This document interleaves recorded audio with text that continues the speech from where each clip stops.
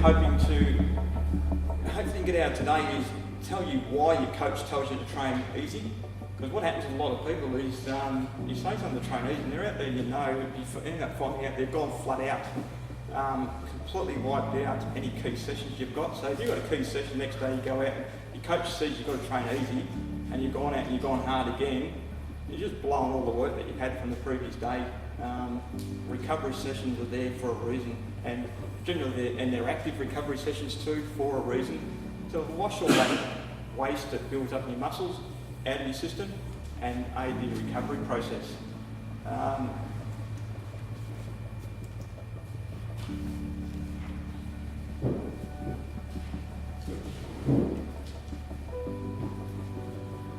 As it's got there, whether you present it like this or whether we say we're going from point A to point B up the top of the page, it's the same principle. We start off here with our base fitness, so that's when we start the training session. When we get the soreness in our muscles and all that, we're actually reducing our fitness. That's generated by the overload that we've got here. Now the overcompensation that we've got is facilitated by active, by rest and recovery. So that's this phase here. So this phase here is the one that actually improves our fitness. Not the training. The training session will, but it's how we actually recover and absorb this work here. The idea of it then, if we get that recovery phase right, our actual fitness level will be up here next time. Once we've recovered and absorbed all that training, the idea is to get that up here. If we don't get that wrong, we get this reversibility then. We don't train and we don't, we get back down here again, we actually produce our fitness here. Now, that's a very brief explanation of it. ETPA, who is one of our coaching groups associated with the club, they've got a journey, they issue a newsletter called The Journey. The article, it goes into a great deal of detail. I'd suggest actually for anyone that hasn't, maybe try and get a copy of it and read it. It's a very good article. It's called The Journey. It's Volume 1, Issue 5, Recovery, How and Why, and Make Your Training Count. That's certainly, I recommend reading that one there. Go into training. It should be fun. That's what we're doing it for, isn't it? We don't actually earn money from it, so we're out here doing it. We might as well make it fun while we're doing it. We're all born with a set amount of motor units. Imagine a room with 100 light bulbs. When a new athlete hits the switch, only 50 to 60 come on, and for a trained athlete, it's 70 to 80 come on. So our goal is to switch the other dormant light bulbs on, or motor units as we call them, so to make it stronger and harder. This is done, you do this by pushing when it counts, so that's generally in the back end of your sessions too. That's what makes you stronger and harder too. So new athletes don't need to do any fancy training. They will quickly improve by developing their fitness from scratch. Athletes who have been training for a while will need to train with purpose and intensity to improve. Lower volume plans with appropriate intensity, smartly spread across different systems, and training consistency is how to get good results with the lower volume approach and keep your body healthy. Most athletes start a session at a pace that is not sustainable for the whole session. Fatigue comes on quickly, technique disappears, so does the ability to push hard when it counts. My recent experiences are from Ironman, and to give you some kind of idea how we would structure a long ride, at its peak it gets out to 6 hours. We actually take the first 3 hours easy, because most people at work, they do their long training on the weekends.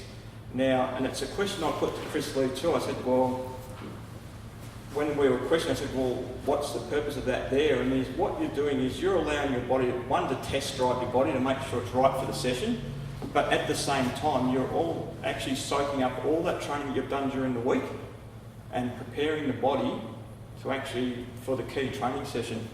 You're actually, what you're then doing then is you think, it then becomes race specific, because you want your Ironman ride to be easy at the start, and then you want, it's hard at the end. So what we then do is we then put the hard stuff into the back end of the sessions.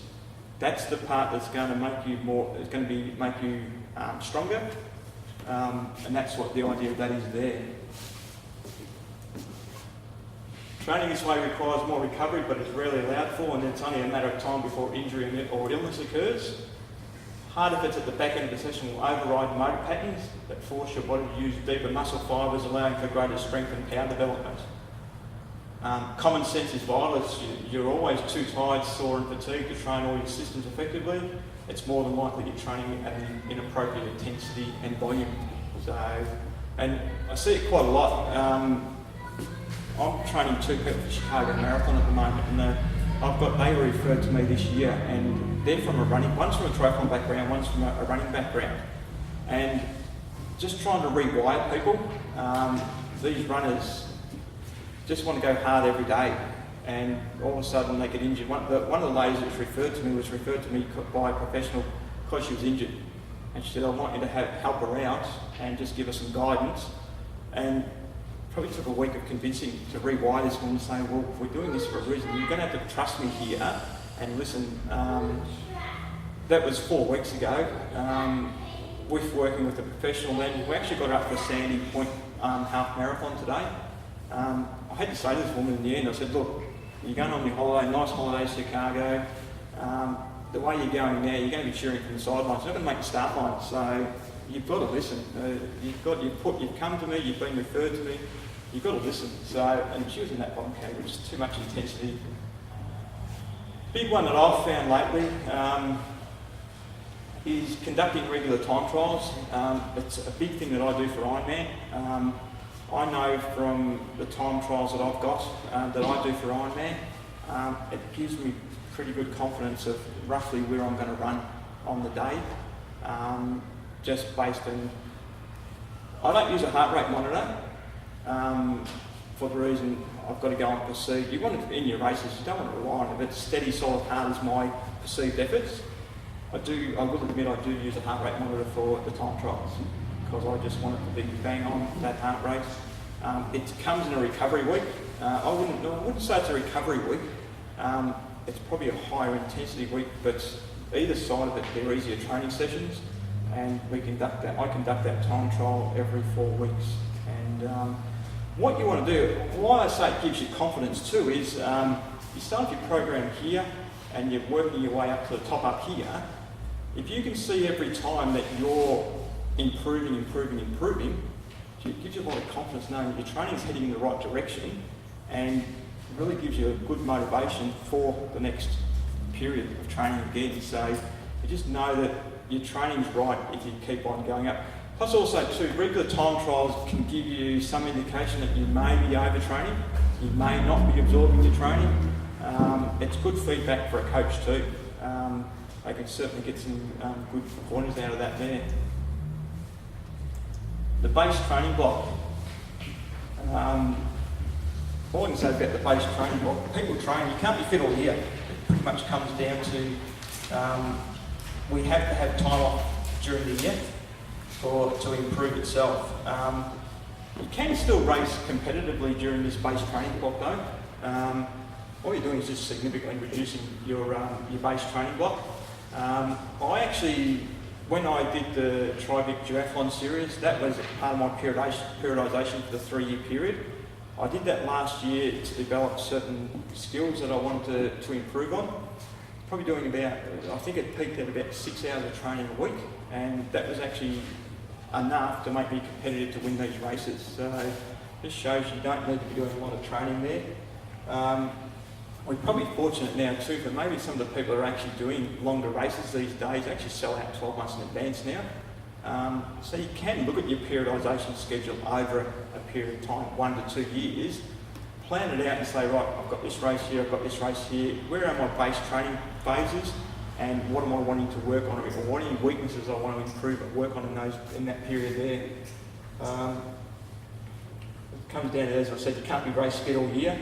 I use this base training block, which we're in at the moment, to actually to work on technique and running efficiency. The intensity should be easy to moderate or steady, with short, sharp intervals at the back end of sessions to help recruit dormant muscle fibres and overcome set motor patterns. Improvements can be gained by including a couple of base training blocks per year that are far enough out from from our goal race. Now, the 10 commandments of smart training.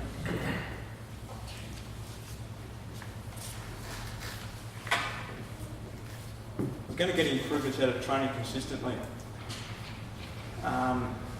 We want to get adequate rest, which won't touch our recovery again. We want to train with a purpose. Train with large groups rarely. I see this quite a bit. I saw it this year at the Ironman. Go out and you ride with a large group, and I don't know where, I haven't seen an Ironman yet that's actually draft legal. Getting groups of 20 or 30 or 40 and you're sitting on the wheel in front of you, and it does nothing for your race. You get into a race then and all of a sudden you haven't got that wheel there anymore, and that person at the front, yeah, their intention is probably maybe steady, slow or hard, or whatever it is at the time. So you're sitting back there getting a 20 or 30% kick along. So large groups are okay if everybody's working within their own set agenda. Once you start sitting on somebody else's wheel, sort of lose the training session a bit, and then you've got to then start questioning the benefits of that. Plan to peak. Just getting back to you can't be fit all year. Look at your periodisation and say, whether it's 2 goal races a year or not, these are your peaks that you want to do. Address any weaknesses.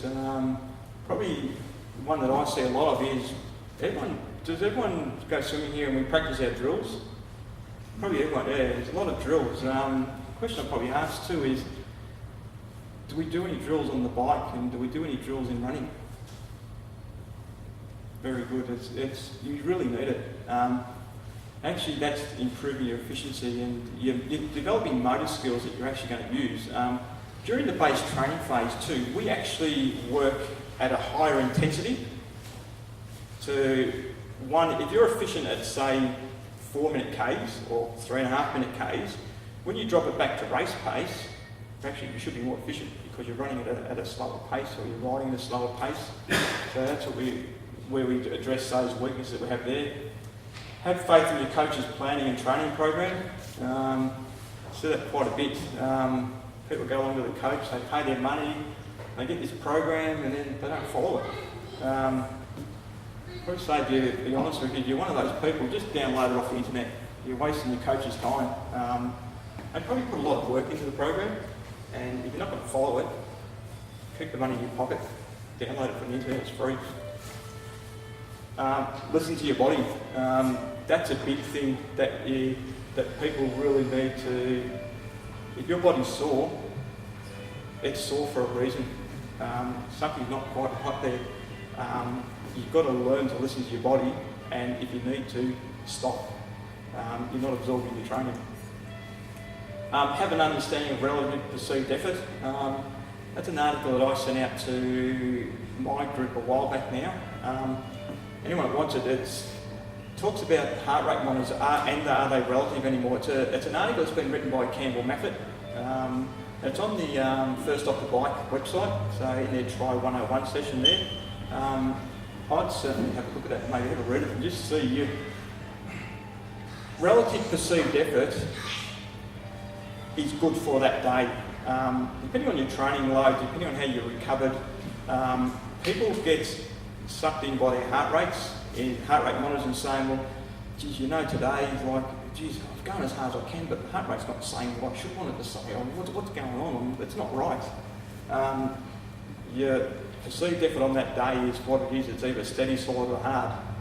Sometimes, depending on the training load, your heart rate won't tell you what you want it to tell you. Sometimes during a race, it doesn't tell you what you want it to be telling you. So, and commit to your goals.